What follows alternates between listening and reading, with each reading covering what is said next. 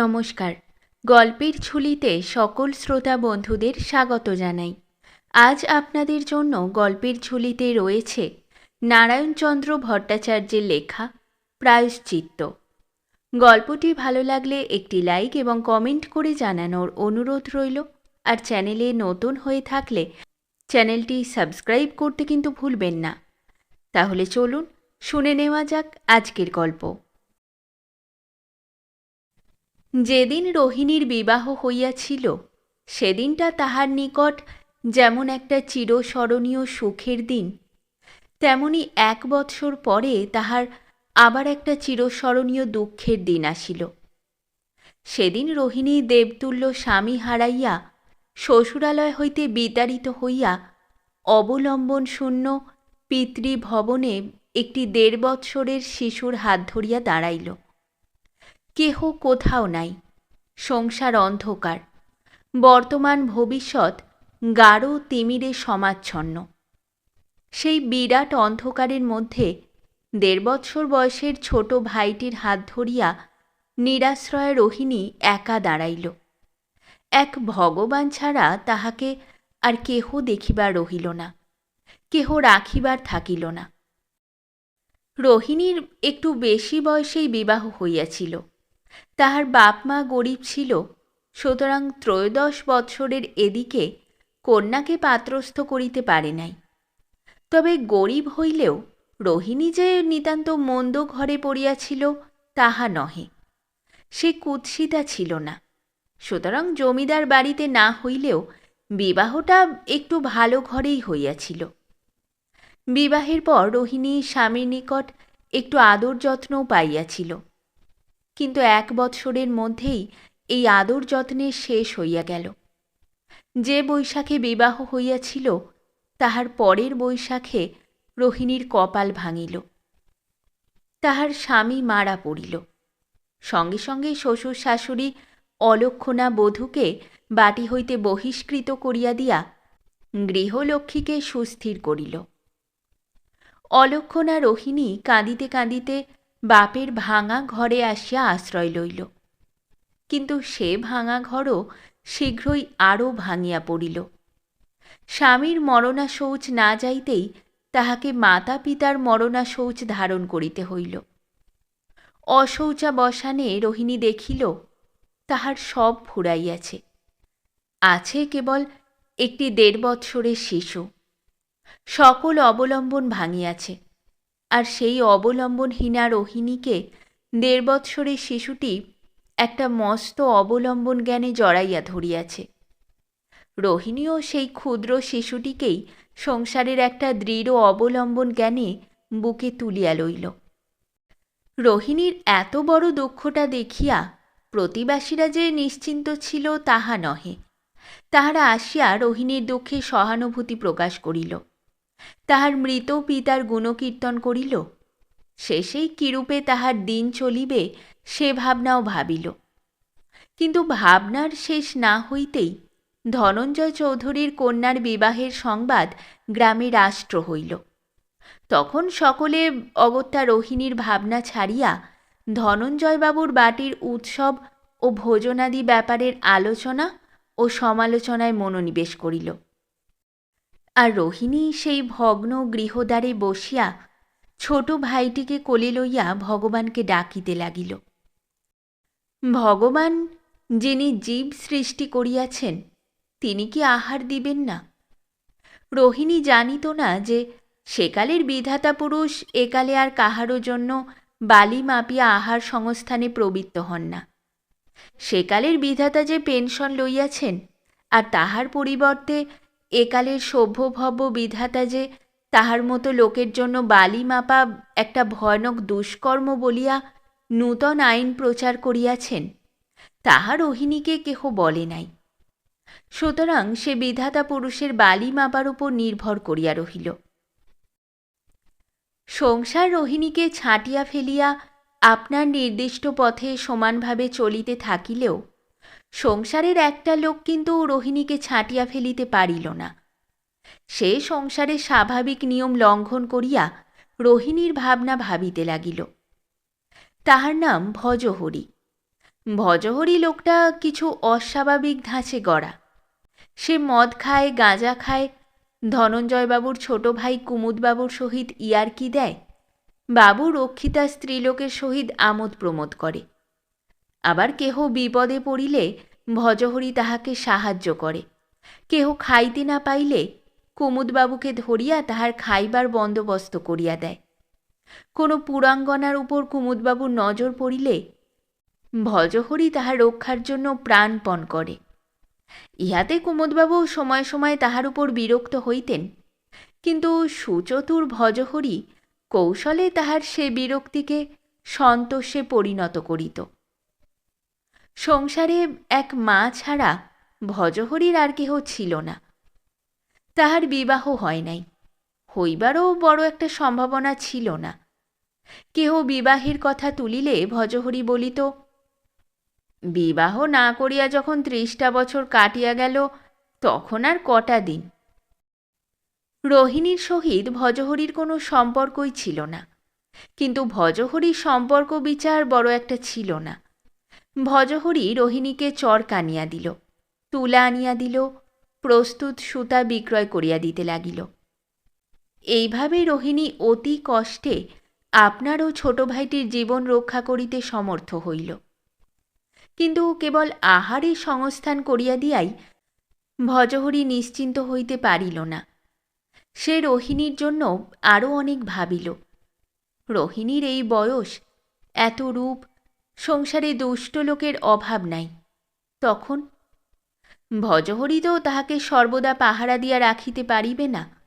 সে কোন দিন নেশা ভাঙ করিয়া কোথায় পড়িয়া থাকে তাহার ঠিকানা নাই। তখন রোহিণীকে কে রক্ষা করিবে? অসুখে পড়িয়া রোহিণী যদি 2 দিন খাটিতে না পারে তখন তাহাকে কে খাওয়াইবে? ভজহরি তো সে সামর্থ্য নাই। ভজহরি বিষম সমস্যায় পড়িল। একদিন ভজহরি রোহিণীকে বলিল, রোহিণী, আমার একটা কথা রাখো। কি কথা ভজা দাদা? তুমি বিবাহ করো। মুখ ফিরাইয়া রোহিণী বলিল, ছি। ছি নয় রোহিণী, বিবাহ ছাড়া তোমার আর অন্য উপায় দেখি না। বিধবার কি আবার বিয়ে হয়? বিদ্যাসাগরের মতো পণ্ডিত ব্যবস্থা দিয়েছেন, ছাই ব্যবস্থা। ছাই নয় রোহিণী, একবার নিজের অবস্থা ভেবে দেখো। কতদিন তোমায় বাঁচতে হবে মনে করো। সংসারে কত বিপদ থাকতে পারে তা ভুলে যেও না। আমি বিপদকে গ্রাহ্য করি না। অন্য বিপদকে গ্রাহ্য না করো, কিন্তু ধর্ম? মরিতে জানি। তারপর? তারপর আর কি? তখন খোকার কি হবে? খোকা? সত্যিই তো, খোকার কি হবে? সে মরিলে খোকাকে কে দেখিবে? বাপের বংশলোপ, পিতৃপুরুষে জলপিণ্ড লোপ হইবে।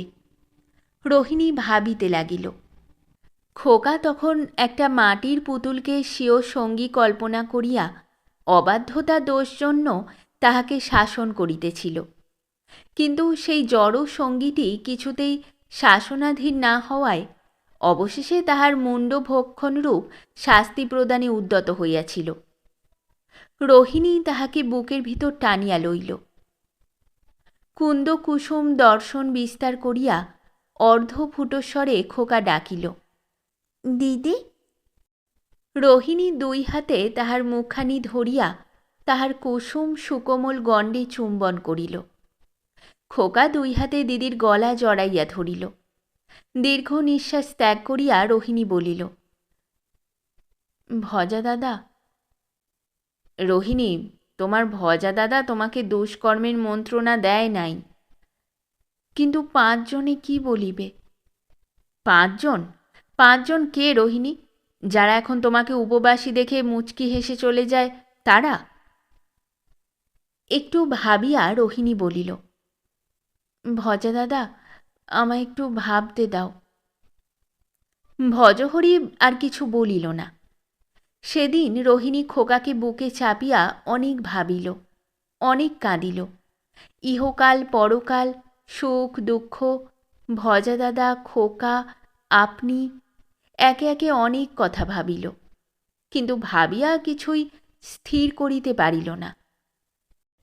একদিন প্রভাতে পচাডাঙ্গা গ্রামখানা সশব্দে জাগিয়া উঠিল। গ্রামের প্রৌঢ় ও বৃদ্ধের দল লাফাইয়া উঠিল। যুবকেরা হাততালি দিল। বালকেরা তাহাদের রঙ্গ দেখিয়া পাঠশালার কথা ভুলিয়া গেল। মেয়ে মহলেও হাসি তামাশা রোল উঠিল। একজন পাঁচালীর দলের সর্দার গাহিয়া উঠিল, বেঁচে থাকুক বিদ্যাসাগর ইত্যাদি। আর রোহিণীর প্রতিবাসীরা চিৎকার করিয়া বলিয়া উঠিল, তা কখনোই হতে পারে না। রূপনাথ দাদার কুলে কালী, তার বিধবা মেয়ের বিয়ে, এ আমরা প্রাণ থাকতে দেখতে পারব না।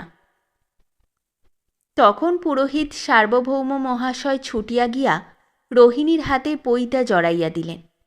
বৃদ্ধেরা ছুটিয়া গিয়া বলিল, মাগো, তুই রূপনাথের কত আদরের ধন, তোর মুখ দেখলে তার মুখ মনে পড়ে। তুই আমাদের রূপনাথের মুখে কালি দিস না, আমাদের মুখটা পোড়াস না। রোহিণী মরমে মরিয়া গেল। ভাবিল, ছি ছি, এর চেয়ে মরণ লক্ষ গুণে ভালো। ভজহরি দীর্ঘ নিঃশ্বাস ত্যাগ করিয়া বলিল, ভগবান, এদের মুখগুলা সত্যই কবে পুড়বে। গোলযোগ থামিয়া গেল। গ্রাম সুস্থির হইল। রোহিণী আবার চরকা কাটিয়া ভাত খাইতে লাগিল। গোলযোগের ধাক্কাটা কুমুদবাবুর বৈঠকখানা পর্যন্ত গিয়াছিল। কুমুদবাবু একদিন ভজহরিকে জিজ্ঞাসা করিলেন, হ্যাঁ হে, কার আবার বিয়ে দিচ্ছিলে? ভজহরি আমতা আমতা করিতে লাগিল, কিন্তু কথাটা চাপা থাকিল না। অন্যান্য পারিষদগণের মুখে কুমুদবাবু সকল কথাই শুনিলেন। শুনিয়া তাহার মনটা চঞ্চল হইয়া উঠিল। তিনি ভজহরিকে বলিলেন, ওহে, আমি বিধবা বিবাহে রাজি আছি। পারিষদগণ হাসির ফোয়ারা তুলিল।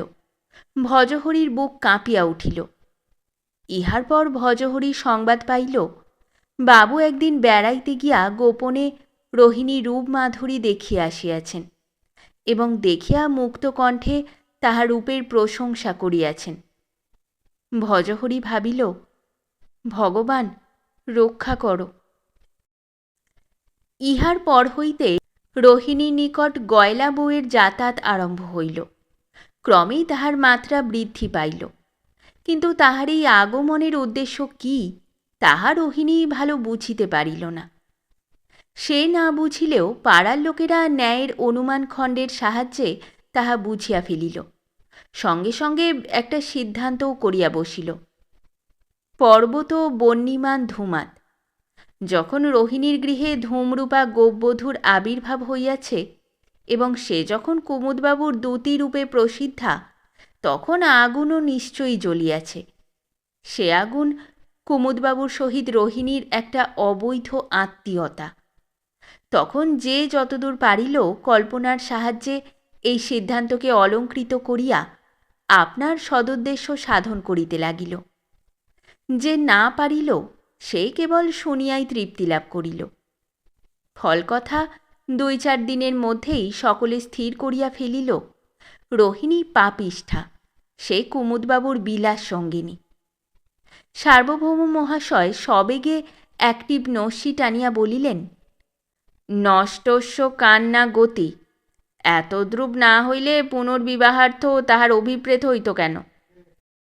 ভজহরি আসিয়া বলিল, রোহিণী, এখনও আমার কথা রাখো। না, আমি বাপ পিতামহের কুলে কালি দিতে পারব না। গয়লা বউ কেন আসিতেছে জানো? অনুমানে কতকটা বুঝেছি। তবে এখন কিরূপে রক্ষা পাইবে? ভগবান রক্ষা করিবেন। সব সময় কেবল ভগবানের উপর নির্ভর করিলে চলে না। যিনি অনাথের নাথ, তার উপর নির্ভর করিতে না শিখিলে অনাথের এক মুহূর্তও চলে না। ভজহরি নিরুত্তর। কিয়ৎক্ষণ পরে বলিল, রোহিণী, আমার বাড়িতে থাকবে? না। কেন? তাতে আরও কলঙ্ক। অগত্যা ভজহরি নিবৃত্ত হইল। ভজহরি যে কেবল নিবৃত্ত হইল তাহা নহে, রোহিণীর উপর তাহার বড় রাগও হইল। যে নিজের ভালো মন্দ বোঝে না, বুঝিলেও তাহার মতো কাজ করিতে চাহে না, তাহাকে কি রাখা যায়? দূর হোক। ভজহরি ভাবিল, দূর হোক, রোহিণীর কথা আর ভাবিব না। কিন্তু ভজহরি প্রতিজ্ঞা রাখিতে পারিল না। কেন পারিল না তাহা ভজহরি নিজেই জানে না। আমরা তাহার কি উত্তর দিব? আমরা পূর্বেই বলিয়াছি, বিধাতা তাহাকে একটু অস্বাভাবিক ছাঁচে গড়িয়াছিলেন। ভজহরি তখন সমাজের মাথা সার্বভৌম মহাশয়ের নিকট উপস্থিত হইল এবং রোহিণীর বিপদের বার্তা জানাইয়া তাহাকে রক্ষা করিবার পরামর্শ জিজ্ঞাসা করিল। সার্বভৌম মহাশয় বহুবিধ শাস্ত্রবচনের আবৃত্তি ও ব্যাখ্যা করিয়া তাহাকে ন্যায়ান্যায়ের বিচারকর্তা ভগবানের উপর নির্ভর করিতে পরামর্শ দিলেন এবং তিনি স্বয়ং রোহিণীকে রক্ষা করিবার সাহায্য করিয়া যে কুমুদবাবুর বিরাগভাজন হইতে অসমর্থ, ইহাও প্রকাশ করিলেন। ভজহরি ধর্মের দোহাই দিল। ধর্মশাস্ত্রের ব্যবস্থাদাতা সার্বভৌম মহাশয় কলিকালে ধর্মের গতি কিরূপ সূক্ষ্ম তাহার ব্যাখ্যায় প্রবৃত্ত হইলেন। ভজহরি তাহার নিকট বিদায় গ্রহণ করিয়া একে একে মুখুজ্জে মহাশয়, ঘোষজা মহাশয়, বসজা মহাশয় প্রভৃতি অনেক মহাশয়ের নিকট গমন করিল। কিন্তু কোনো মহাশয়ই জলে বাস করিয়া কুম্ভীরের সহিত বিবাদকে নীতিসঙ্গত জ্ঞান করিলেন না। সমাজের ও 5 জনের মুণ্ডপাত করিতে করিতে ভজহরি কুমুদবাবুর নিকট উপস্থিত হইল। কুমুদবাবু তখন একা ছিলেন। সুযোগ পাইয়া ভজহরি বলিল, আজ আপনাকে আমার একটা অনুরোধ রাখতে হবে। ঈষৎ হাসিয়া কুমুদবাবু বলিলেন, বরং বৃণু। ভজহরি একটু ইতস্তত করিয়া বলিল, একটা অনাথকে রক্ষা করিতে হইবে। হাসিতে হাসিতে কুমুদবাবু বলিলেন, এ আর বেশি কথা কি? অনাথাকে সনাথা করাই তো আমার কাজ। এ অনাথাটা কিন্তু অনাথা থাকিতেই ইচ্ছা করে। এমন নির্বোধ অনাথাটা কে হে? রূপনাথ চক্রবর্তীর মেয়ে রোহিণী। কুমুদবাবু হো হো শব্দে হাসিয়া উঠিলেন, বলিলেন, এই কথা? তার রক্ষণাবেক্ষণের জন্য একটু আগে 4 জন লোক পাঠিয়েছি। ভজহরি বসিয়া ছিল, উঠিয়া দাঁড়াইল, রুদ্ধশ্বাসে বলিল, কুমুদবাবু। কুমুদবাবু তাহার হাত চাপিয়া ধরিয়া বলিলেন, কি হে, এত ব্যস্ত কেন? ভজহরি বলিল, না, ছেড়ে দিন, আমার কাজ আছে। কুমুদবাবু বলিলেন, কাজের মাথায় মারো পয়জার, একটু মিষ্টি মুখ করে যাও। তখনই চাকরের ডাক পড়িল। চাকর আসিল, তাহার সঙ্গে বোতল গ্লাস আসিল। কুমুদবাবু সহস্তে গ্লাস পূর্ণ করিয়া ভজহরির মুখের নিকট ধরিলেন।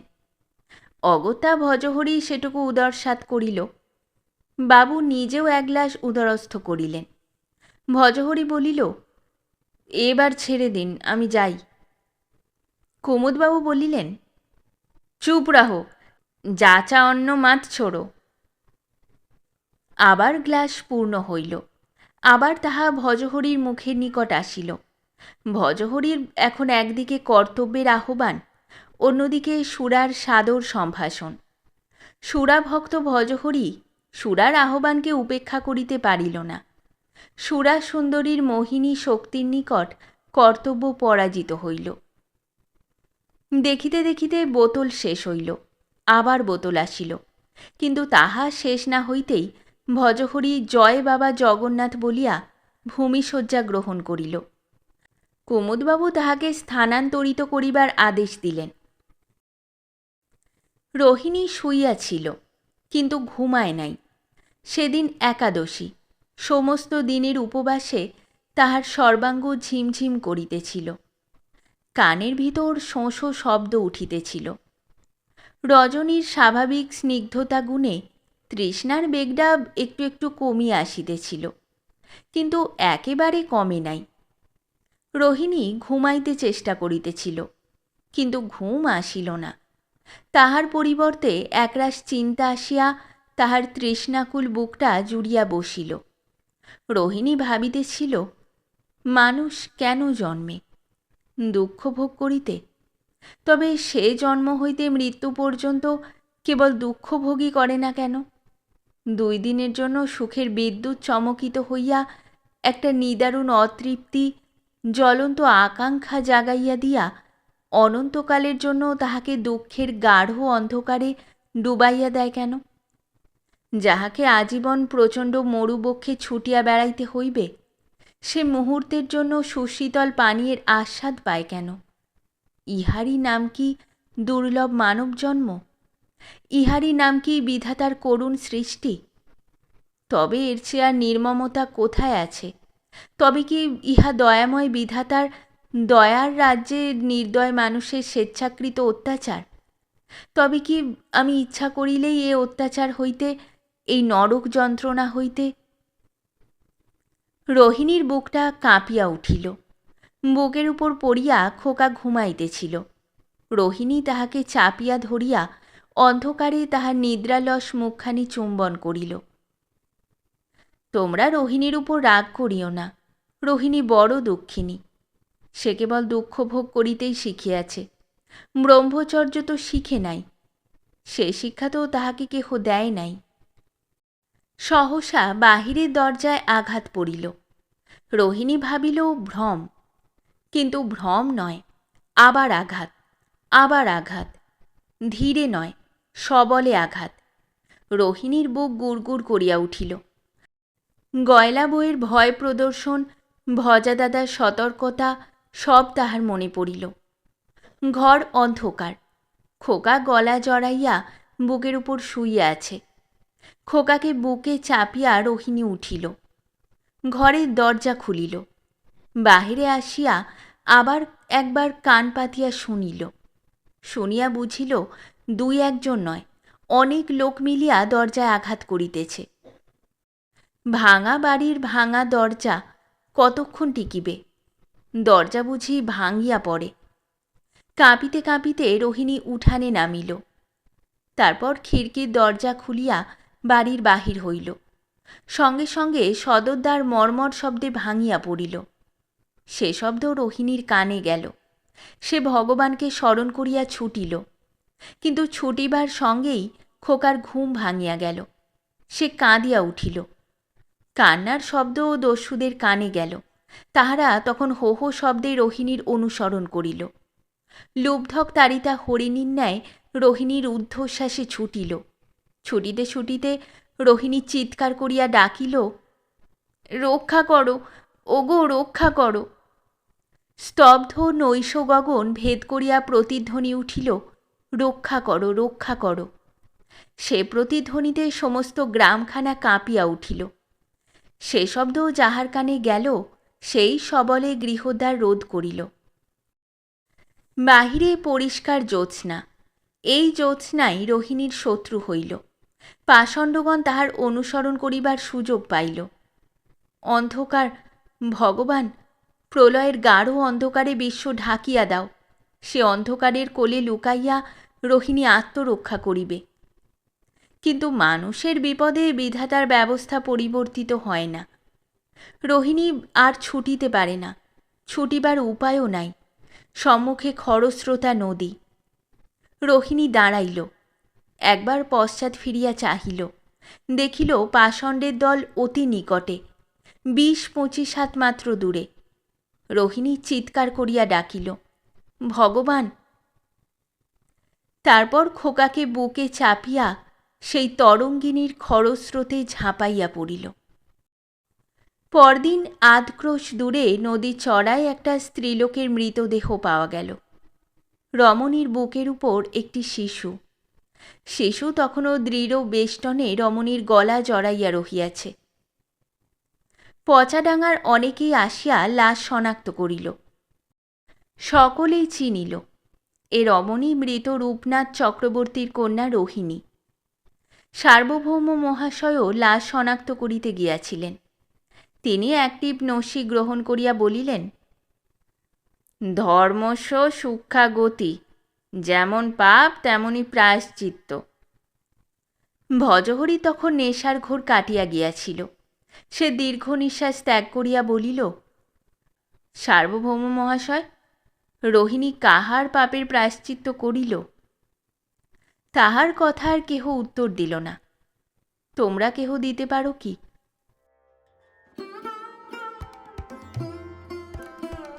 শেষ হলো আমাদের আজকের গল্প। গল্প পাঠে এবং বিভিন্ন চরিত্রে আমি তৃষিতা। গল্পটি ভালো লাগলে লাইক এবং শেয়ার করে দেবেন। আর চ্যানেলে নতুন হয়ে থাকলে আরও গল্প শোনার জন্য চ্যানেলটি সাবস্ক্রাইব করতে কিন্তু ভুলবেন না। খুব তাড়াতাড়ি নতুন একটি গল্প নিয়ে ফিরে আসব। সকলে ভালো থাকুন, শুনতে থাকুন গল্পের ঝুলি।